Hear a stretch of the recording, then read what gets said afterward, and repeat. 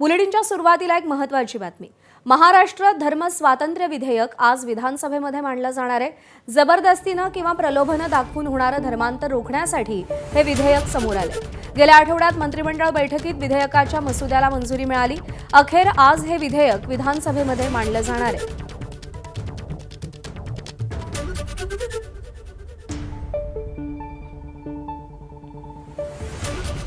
जबरदस्तीने किंवा प्रलोभन दाखवून धर्मांतर रोखण्यासाठी हे विधेयक पारित केलं जाण्याची चर्चा आहे आणि आज विधानसभेच्या पटलावरती हे विधेयक मांडलं जाईल। मागच्या आठवड्यामध्ये मंत्रिमंडळाच्या बैठकीत या विधेयकाच्या मसुद्याला मंजुरी मिळालेली होती आणि आज विधानसभेमध्ये हे विधेयक मांडलं जाणार आहे। राजू सोनावणे आपले प्रतिनिधी आपल्याला या सगळ्या संदर्भात अधिक अपडेट देतील।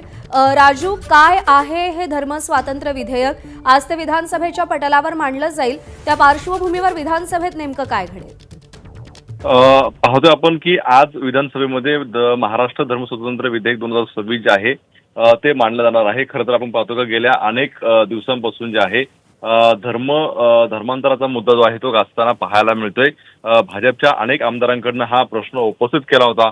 एवढंच नाही तर अनेक ठिकाणी आपण पाहतोय की कायदा व सुव्यवस्थेचा प्रश्न सुद्धा निर्माण झाला होता आणि अशामध्ये आता राज्य सरकार महाराष्ट्र धर्म स्वातंत्र्य विधेयक अनुपात आहे आणि आज विधिमंडळामध्ये सादर केलं जाणार आहे।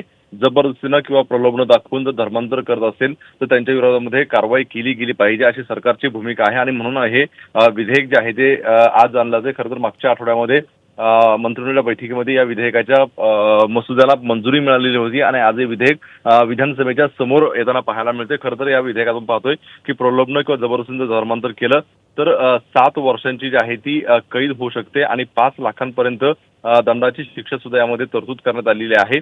या विधेयकाला दोन्ही सभागृहाची मंजुरी मिळाल्यानंतर राष्ट्रपतींकडे जाईल आणि त्यानंतर राष्ट्रपतींच्या मंजुरीनंतर कायद्यामध्ये रूपांतर होणार आहे। त्यामुळे आपण पाहतोय की धर्मांतर विरोधी जे विधेयक आहे ते आज विधानसभेत येतात, त्यामुळे याचा जसा फायदा होऊ शकतो तसा गैरवापर सुद्धा होऊ शकतो असा सुद्धा मुद्दा जो आहे तो विरोधक उपस्थित करण्याची दाट शक्यता आहे। त्यामुळे सभागृहामध्ये हे विधेयक मांडताना विरोधकांची आणि सत्ताधाऱ्यांची नेमकी काय भूमिका असणार आहे हे पाहणं अतिशय महत्त्वाचं राहणार आहे। या विधेयकाचा जे काही मसुदा आहे ते करण्यासाठी एक समिती नेमलेली होती 14 फेब्रुवारी 2025 ला आणि त्या समितीनं अहवाल दिल्यानंतर तसा ड्राफ्ट जो आहे तो तयार केलेला आहे। त्यामुळे आज सभागृहात नेमकं काय होतंय हे पाहणं अतिशय महत्त्वाचं राहील। निश्चित राजू, धन्यवाद दिलेल्या या सगळ्या सविस्तर माहितीसाठी।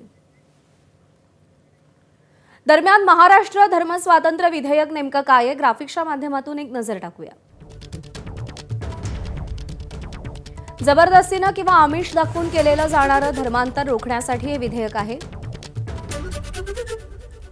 पोलीस महासंचालकांच्या विशेष समितीच्या अहवालावर विधेयक आधारित। जबरदस्तीने धर्मांतर करणाऱ्याला 7 वर्षांची कैद आणि 5 लाखांचा दंड ठोठावला जाणार आहे।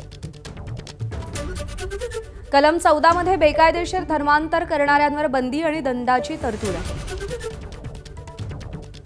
कायद्याच्या कलम 9 मध्ये गुन्हे आणि शिक्षेची तरतूद आहे।